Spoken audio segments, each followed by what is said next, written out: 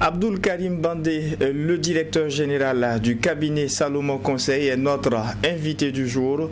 Avec lui à ce premier numéro de la deuxième saison du DEJ Matinal Info, nous parlons du rôle et la place des parents dans le succès scolaire et l'insertion professionnelle des enfants. Bonjour et bienvenue. Bonjour. Comment vous portez-vous après un long moment de repos? Ça va, très content de retrouver le public, les auditeurs et les experts nombreux et de te retrouver aussi en pleine forme. Alors, on a décidé aujourd'hui de parler justement du rôle et la place qu'occupent les parents dans le succès scolaire et l'insertion professionnelle de leurs enfants. Pourquoi le choix d'une telle thématique? Alors, succès scolaire et insertion professionnelle. Parce que à terme, ce qu'on vise, c'est l'insertion professionnelle.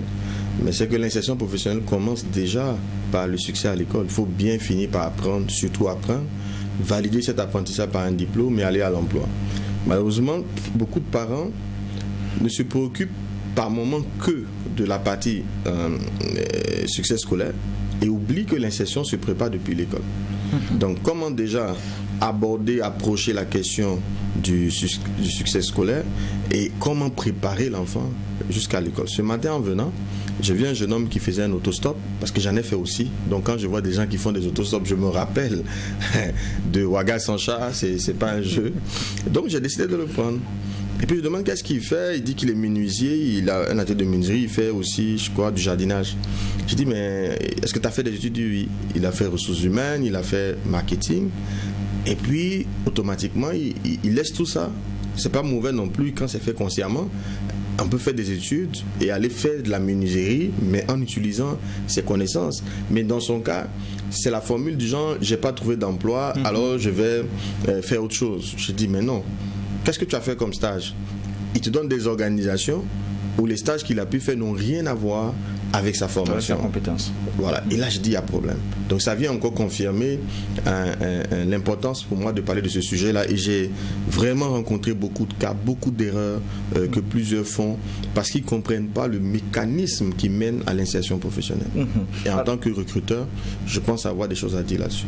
Vous avez dit que le succès passe justement par l'école. Quand on dit la bonne école, c'est quoi la bonne école? C'est une belle question. Pour moi, beaucoup lient la bonne école au prix. Je ne crois pas que la bonne école soit une affaire de prix. C'est beaucoup de paramètres. Quoique la formation a un coût. Il faut qu'on soit clair. Certains vont dire, oui, à l'université, on ne paye que 15 000 francs par exemple. Et puis dans les écoles privées, la scolarité moyenne autour de 500 000. Mais en réalité, la scolarité à l'université n'est pas de 15 000. La scolarité à l'université, c'est au bas moins 1 million par étudiant. Parce que si on prend le budget de l'université et qu'on le divise par le nombre d'étudiants, le coût moyen d'un étudiant pour le former à l'université de Ouagadougou, c'est au moins 1 million, vous pouvez vérifier. C'est parce que l'État supporte la différence. Donc il faut reconnaître que la formation a un coût. Mais le coût seul ne peut pas expliquer la qualité de la formation. C'est vrai à l'école, mais il y a surtout l'élève en fait. Pour moi, la clé, c'est l'enfant et les parents. Pourtant, beaucoup vous diront que le prix est la preuve de la qualité de la formation offerte dans un établissement, fut-il d'enseignement primaire, privé secondaire ou même universitaire, quand on essaie de voir avec le temps mis, l'accent mis sur l'encadrement, avec l'effectif même que l'on va y retrouver. Exactement. Le seul élément qui peut justifier un coût exagéré, très élevé, c'est l'effectif. Parce qu'effectivement, l'idéal de formation, ce serait du one-to-one, du coaching. Ça veut dire que vous prenez une personne, vous le formez à son rythme, en fonction de qui il est, ce serait l'idéal. Mais vous voyez que ça va être extrêmement coûteux. Sur chaque élève, chaque étudiant devra avoir un professeur pour lui seul. C'est l'idéal, c'est le parcours idéal de formation. Mais comme ce n'est pas possible, on est obligé d'avoir un nombre effectivement qui permet aux encadreurs de pouvoir s'occuper au mieux de chaque enfant. Si on met ce critère d'effectif, effectivement les coûts vont exploser. Je vous assure que les coûts qu'on voit ne seront même pas possibles. Pour tenir les coûts qu'on voit, on est obligé d'accepter un effectif plus important, mais de travailler à cet encadrement-là. Mais je dis que l'école ne peut pas suppléer les parents. C'est pas possible. Moi, j'ai observé autour de moi soit l'enfant est très autonome de lui-même, c'est ce qu'on espère après le bac, généralement ils sont de plus en plus autonomes quand ils avancent, mais il faut que les parents s'impliquent. Tous ceux qui ont été brillants à l'école en général, soit c'était des surdoués, ça existe, hein. Moi je connais des gens qui apprennent naturellement, c'est-à-dire qu'il est autonome depuis qu'il est petit. D'ailleurs il y a une école qui a cette stratégie là, un lycée, ils vont dans les villages, ils recrutent des enfants extrêmement brillants. Vous imaginez un enfant qui est major de sa région, il n'y a même pas courant, il n'y a pas l'eau peut-être dans son village, et puis il est major, et puis vous le faites venir à Ouaga, vous le mettez dans toutes les conditions, mais il va exploser, tu vois. Lui, c'est pas l'école qui le fait, c'est lui. Et le but, c'est de dire, on a le major des majors au Burkina, mais c'est pas vous qui l'avez fait, c'est lui qui il est ainsi. Vous avez pris un surdoué, vous avez trouvé un haut potentiel. Donc il y a des hauts potentiels. Quand c'est un haut potentiel, il a juste besoin qu'on l'aide à ne pas dévier. Mais quand c'est pas un haut potentiel, moi je crois que si les parents ne s'impliquent pas, aucune école ne le pourra. Mais partant de là, est-ce que vous êtes d'avis avec ceux qui estiment que le succès d'un enfant dépend de son école, de son établissement? C'est ce que je dis. Mais vous connaissez des gens qui ont fait même l'Europe, non? Ils sont allés en Europe, ils ont fait les États-Unis, ils sont revenus. Mais en quoi ils ont plus de résultats que ceux qui sont restés sur place? Souvent, c'est une illusion.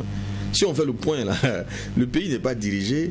Bon, à une époque, oui. Parce qu'à une époque, il n'y avait pas de solutions locales.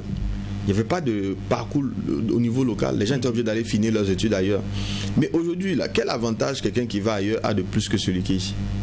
Il n'y en a pas. J'en connais plein. Je suis sûr que voilà, ils reviennent, ils sont même frustrés. Ils se muent en espèce d'entrepreneurs parce qu'ils n'ont pas l'audace d'assumer le fait qu'ils n'ont aucun avantage particulier du fait d'avoir été dans des écoles à l'extérieur. Non, c'est l'individu. Et l'individu, il a besoin d'une chose, le déclic. Et pour moi, le déclic, idéalement, en tout cas, c'est vrai, différentes situations de la vie peuvent générer ces déclics-là, mais très souvent, c'est les parents. La plupart des gens brillants que j'ai vus avaient des parents qui étaient très impliqués dans leur formation. Alors, vous dites beaucoup de choses aujourd'hui. La bonne école n'est pas forcément liée au coût justement de cet établissement.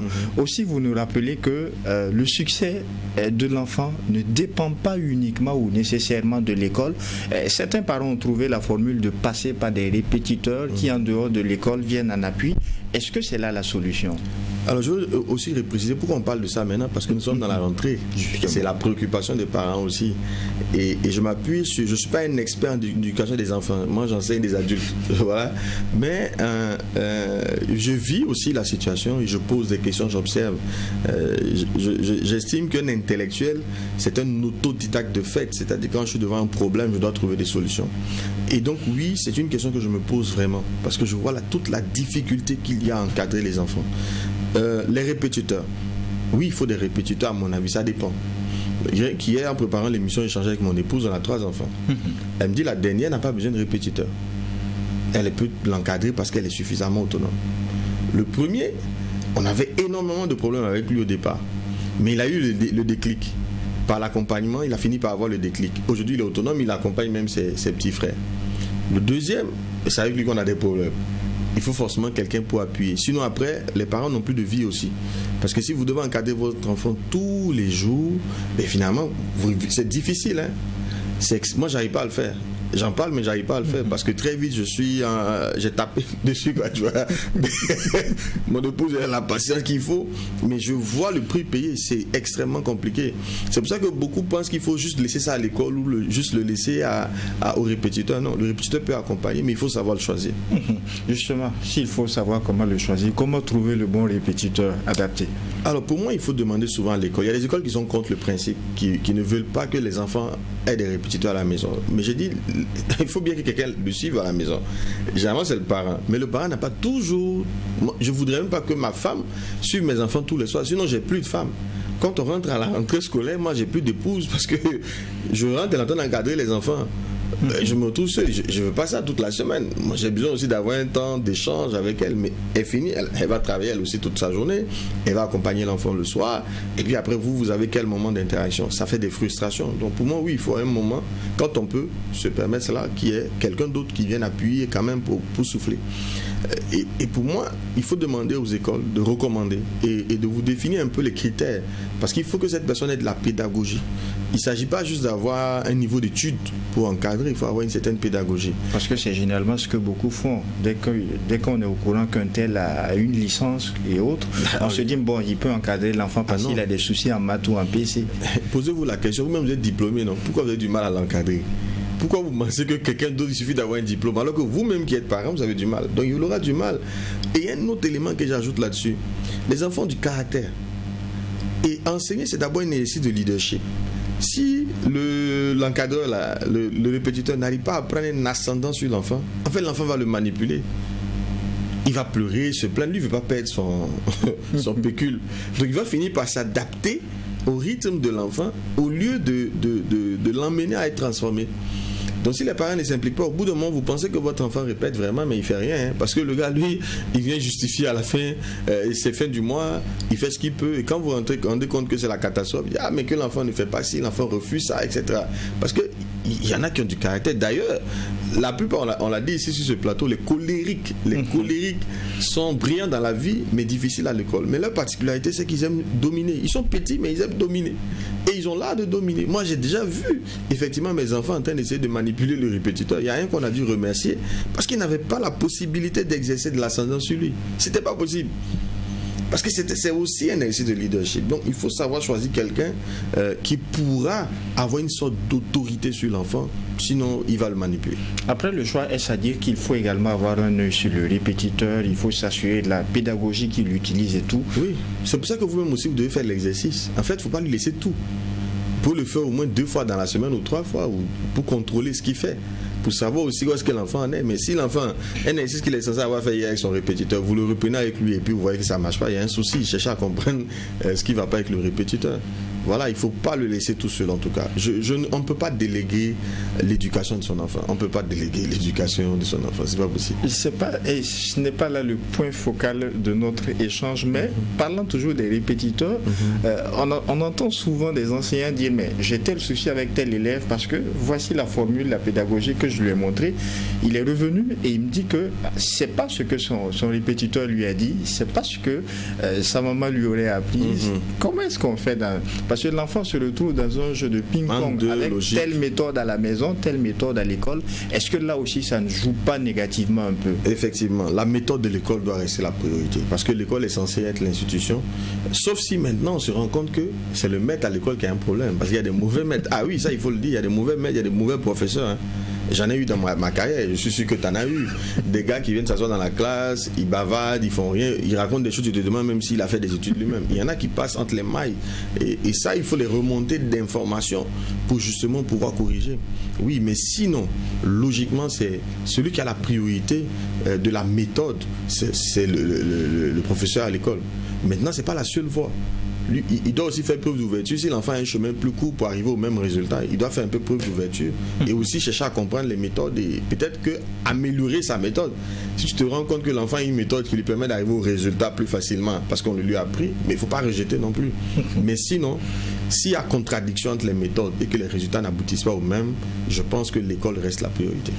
Parlons à présent de la responsabilité parentale. Quel devrait être le rôle d'un parent pour suivre, accompagner et favoriser un bon cursus scolaire et académique de son enfant? Merci. Pour moi, déjà, il faut créer le lien avec l'enfant. Il faut vraiment créer. Les enfants vivent des situations très difficiles. Hein.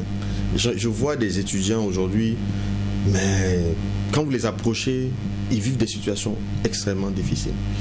Vous savez, les enfants, eux, sont très méchants. Ils se moquent. Il suffit qu'un enfant soit gros, mais il peut subir des pressions morales, des injustices pas possibles à l'école. Mais si les parents ne l'écoutent pas, parce que donc tu exagères, c'est toi qui es trop... Non, il faut l'écouter, il faut créer du lien avec son enfant. Parce qu'il faut que l'enfant, il a besoin d'évoluer dans un environnement. Là, je parle des enfants vraiment du primaire, collège, lycée. Il a vraiment besoin d'évoluer dans un environnement assez stable. Il ne faut pas le surprotéger non plus. Voilà, il y a des coups qu'il doit prendre, il y a de l'injustice qu'il doit supporter. Parce qu'on va le voir plus loin, le monde du travail est extrêmement injuste. Moi, souvent, mes enfants me disent « Ah, j'ai subi telle injustice de la servante. » J'ai dit « C'est bien, je sais que tu as raison, mais je ne dis rien. » Pourquoi? Non, parce que si tu n'apprends pas à subir l'injustice, quand tu seras en entreprise, tu vas beaucoup souffrir. Parce qu'il y a beaucoup d'injustices. Tant que ce n'est pas exagéré, il faut apprendre à encaisser. Ça fait partie de la vie. Mais ne pas le surprotéger, mais créer du lien avec lui pour voir est-ce que ce qu'il vit est supportable pour lui ou pas. Ça, c'est le premier élément selon moi. Le deuxième élément, c'est au niveau de l'école. Je crois que le parent doit tout faire pour avoir un lien avec l'école. Souvent, et nous, on souffre de ça au supérieur. Dès que l'enfant a le bac, les parents, ils n'ont plus de lien. Hein. Très peu de parents s'intéressent à ce qui se passe au supérieur. Très peu. Très peu. Et on a essayé plusieurs fois de mettre l'amicale des parents, c'est impossible. D'ailleurs, les jeunes n'en veulent pas, ils estiment qu'ils sont grands et qu'il ne faut plus les contrôler. Et les parents n'ont pas le temps du tout. Il n'y a que quelques parents vraiment que je salue au passage, qui viennent vers les écoles, qui cherchent à comprendre ce qui se passe et tout. Et on voit ça aussi dans les résultats des enfants. Donc il faut créer du lien avec l'école, créer du lien avec le professeur pour avoir des feedbacks sur l'enfant. Il ne faut pas que ce soit à la dernière minute qu'on découvre des choses. Et d'ailleurs, les écoles dites bonnes en général veillent beaucoup dessus. Elles veillent à ce que les parents viennent régulièrement, qu'ils soient impliqués dans le parcours de l'enfant. Et ça, c'est extrêmement important. Pour moi, oui, voici 2 points majeurs. Alors, pour la plupart des parents, certains sont conscients du rôle qu'ils ont à jouer, mais on connaît aussi la réalité de certains couples aujourd'hui au Burkina, eu égard à l'aspect professionnel où, dans un couple, monsieur est soit hors de Ouaga, madame soit hors de Ouaga, comment est-ce qu'on arrive à gérer et avoir une implication parentale dans les études des enfants ici? Ça, je plains ces parents-là, hein, je les plains. Il y a des choix à faire. C'est vrai que par moment, on n'a pas le choix. C'est très compliqué, mais c'est très difficile. Parce que c'est une réalité que beaucoup vivent, beaucoup parmi ceux qui nous écoutent actuellement. Et l'enfant avec qui en ce moment? L'enfant, soit il est uniquement avec le papa, soit il est uniquement avec pas avec les 2 parents simultanément. Pas avec les 2 parents c'est vrai simultanément. Il y a des entreprises où on est affecté souvent. Effectivement, et quand on prend ne serait-ce que le domaine de l'enseignement, une maman qui est dans l'enseignement et qui est affectée à 300 km de Ouaga, elle ne peut pas le voir. Parfois dans une zone où c'est même difficile. Ça là, c'est compliqué. Ces enfants ont beaucoup de challenges et les parents doivent vraiment faire double. C'est trop difficile. Je connais pas, j'ai pas envie de me prononcer sur ce que je connais pas. Faudrait-il peut-être maximiser sur les répétiteurs en ce moment où... Ils n'ont même pas trop le choix parce qu'il est seul. C'est encore plus compliqué. Au moins l'un fait l'autre. Non, c'est compliqué. Franchement, c'est pas une situation enviable. Et là, je crois qu'on n'a pas trop le choix. Il faut vraiment associer des répétiteurs. Et c'est beaucoup de sacrifices parce que le père qui a l'enfant avec lui ou les enfants avec lui ou la mère, vous êtes à la fois père et mère maintenant. Donc tous les autres aspects de votre vie doivent être mis en berne pour rester focus sur vos enfants. C'est vraiment lourd, hein. C'est très lourd. En tout cas, courage à eux. À une de nos émissions, j'insiste sur la question, une de nos émissions, vous avez dit que l'enfant est une priorité, il faut à un certain moment choisir. Est-ce que pour... Alors ça dépend, comment on appelle ça là? Il y a ce qu'on appelle les ordres de valeur. Il y a des personnes pour qui la famille n'est pas, dans l'instant où ils sont, n'est pas fondamentale. Je dis pour moi, je peux le dire parce que pour moi, mon travail et ma famille ont la même importance. Moi, je ne conçois pas de travailler au détriment de ma famille. Voilà. Il y a des personnes que ça ne dérange pas, mais je suis convaincu qu'à terme, ça va être coûteux. Hein. Moi, mon épouse aujourd'hui, elle a démissionné, elle est entrepreneur. Et c'était l'une des raisons pour lesquelles on arrive à ça. Parce que ça donne aussi aujourd'hui d'avoir plus de temps pour les enfants. Mais c'est vrai que c'est facile à dire comme ça, mais pour le faire, il y a un plan qui est mis en place. Hein. Il y a un vrai plan qui est mis en place pour qu'on arrive. C'est un travail qui est fait sur pratiquement 7 ans pour que justement, elle ait cette posture d'entrepreneur et qu'on ait plus de temps pour les enfants et pour nous-mêmes aussi. Voilà, parce qu'une vie où chacun court un peu trop, finalement on s'éloigne. Hein. On s'éloigne, on peut passer facilement à côté de l'essentiel. Mais il y a vraiment une analyse à faire, il y a des choix à faire, justement pour qu'on ait une vie équilibrée. Voilà, on avait parlé de la route des domaines de vie. C'est un sujet aussi de mon livre. Hein. Ils peuvent aller le lire, analyser le succès. Il faut travailler le plus possible à avoir une vie équilibrée. Et ça demande de renoncer par moment à certaines choses. Par exemple, encadrer l'enfant à la maison, il faut renoncer. Moi, j'ai un ami qui est celui qui le fait dans son couple. Mais tous les soirs, tu ne peux pas le voir. Hein. Dès qu'il descend du bureau, il est à la maison. Tous les soirs, c'est lui qui accompagne ses enfants dans les études. Bon, toi, tu ne peux pas vouloir aller au maquis le soir et puis faire ça en même temps. Tu es obligé de renoncer à quelque chose. Donc, il y a un coût de renonciation. Alors, parlant de l'insertion professionnelle, comment préparer l'enfant depuis l'école? Alors, effectivement, l'insertion professionnelle commence dans l'école. Comment ça commence à l'école? Ou très tôt. Je disais tantôt... Et ça, je cite une amie, là, coach Madina, qui raconte un peu son vécu. Parce que le mot aimer, les raisons pour lesquelles on est aimé en entreprise ne sont pas les mêmes raisons pour lesquelles on est aimé à la maison. À la maison, on vous aime parce qu'on vous aime. Vous faites des bêtises, vous déconnez, on vous aime quand même. En entreprise, même quand vous êtes bien poli, ça ne suffit pas. On vous aime pour une seule raison en entreprise. C'est que vous produisez des résultats.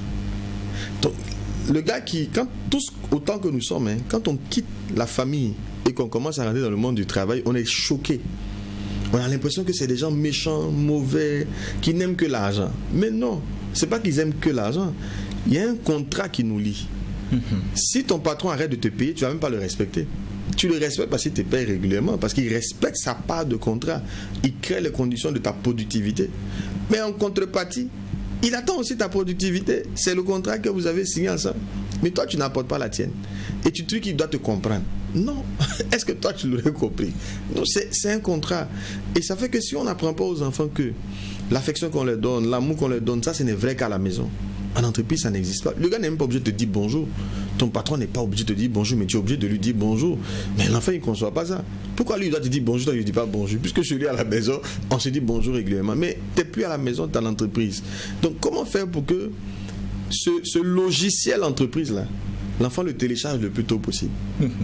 Et pour moi, il faut créer il faut lui donner d'expérimenter le monde du travail. Comment? Amène-le faire un stage. En Europe, vous voyez que beaucoup d'enfants là-bas vont faire des jobs de vacances, ils vont vendre des journaux. Quand on dit job de vacances, c'est pas forcément quelque chose d'extraordinaire. C'est juste qu'ils vivent la réalité du monde du travail, qui est dur, qui est injuste, où il y a des méchancetés. Qu'ils apprennent à se frotter à ça pour être vacciné. Quand il sera vacciné, au moins il va arriver, ça va devenir facile.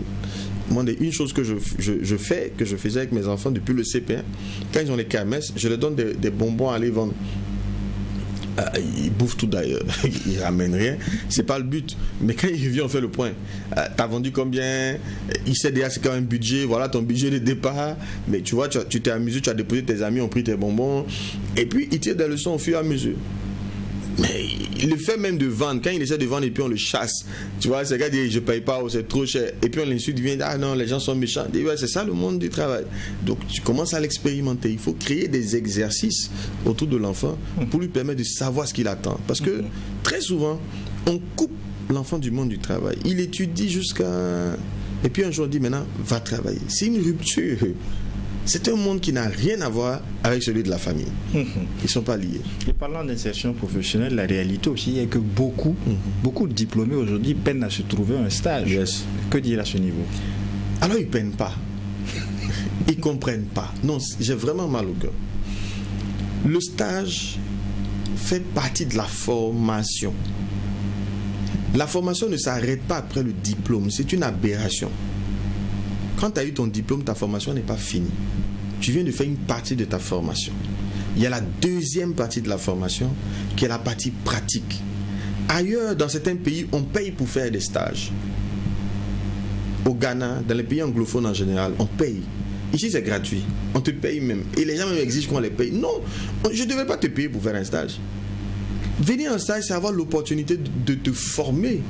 C'est pour ça que ce n'est pas un emploi. Sinon, on allait l'appeler emploi. C'est un stage. Ta formation continue.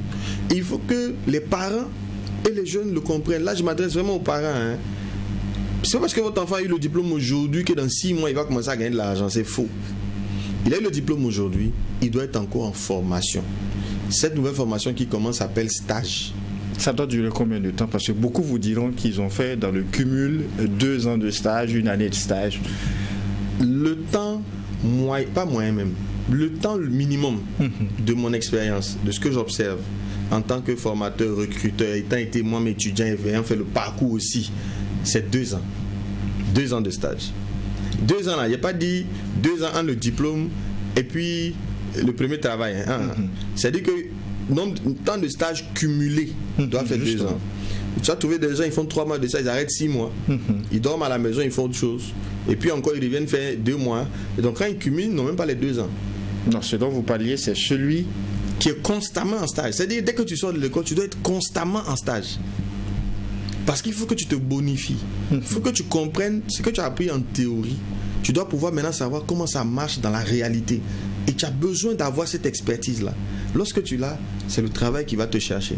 Mais si tu triches là, c'est compliqué. Il nous reste 45 secondes. Beaucoup vous diront qu'il n'est pas aisé de se trouver un stage. À qui incombe la responsabilité? Est-ce l'école où on a eu le diplôme? Est-ce que c'est les parents? Comment est-ce qu'on s'organise? Nous, on se bat. Je crois qu'on reviendra dessus parce qu'il y a de belles choses à dire. Nous, on se bat à ISC ou à Académie pour mettre nos étudiants en stage. Mais en réalité, les entreprises ne nous appartiennent pas. On ne peut pas obliger une entreprise à recevoir quelqu'un. Le stage aussi se mérite. Et il y a le besoin. De là vient le coût aussi de la formation dont on parlait. Est-ce qu'avec le coût aussi, on ne prévoit pas ces facilités pour... Même si vous voulez payer l'entreprise, elle n'en a pas besoin. Vous voulez qu'elle prenne un stagiaire comment?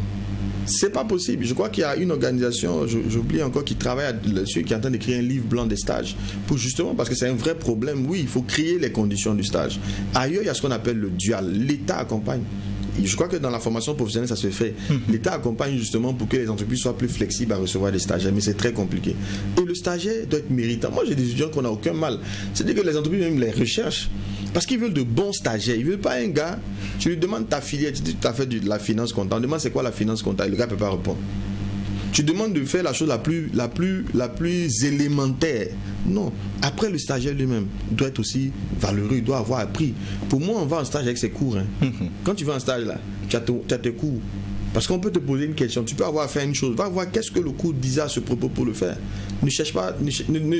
Ça veut dire, la même attitude que tu avais à l'école va dépendre sur ce que tu seras en stage et ce que tu seras dans ta vie professionnelle. Voilà, donc pour moi, oui, les entreprises ont besoin de stagiaires. Elles ont besoin, mais elles veulent de bons stagiaires. Sois un bon stagiaire, travaille à devenir un bon stagiaire. Et pour ça, il faut comprendre ce que c'est. Mais la question était tellement pertinente, bon, on n'aura pas le temps de la développer. Parce qu'il y a des domaines où tu peux faire 4 ans de stage. Et c'est normal. J'expliquerai ça la prochaine fois. Abdul Karim Bandé, votre mot de fin. Heureux de reprendre et puis vraiment... bonne rentrée scolaire à tous. Et puis on vous attend à IST Ouaga 2000. C'est la première école, l'école la mieux classée au Burkina. C'est l'IST UBS Ouaga 2000 et tous les autres groupes, tous les membres du groupe IST, parce que nous sommes plusieurs IST et on sera très heureux de vous recevoir pour accompagner vos enfants et dans leur parcours scolaire. Merci à vous, Abdul Karim Bandé. Je rappelle que vous êtes le directeur général du cabinet Salomon Conseil. Merci de nous retrouver pour cette deuxième saison, premier numéro du DEJ Matinal Info. Merci à vous. Merci également à vous, auditeurs et téléspectateurs des médias leaders True TV et Watt FM. C'est donc parti pour la saison 2 du DEJ Matinal Info. En attendant de vous retrouver, Dieu voulant, pour un prochain numéro, non seulement portez-vous bien, mais aussi et surtout que Dieu bénisse le Burkina Faso. Au revoir.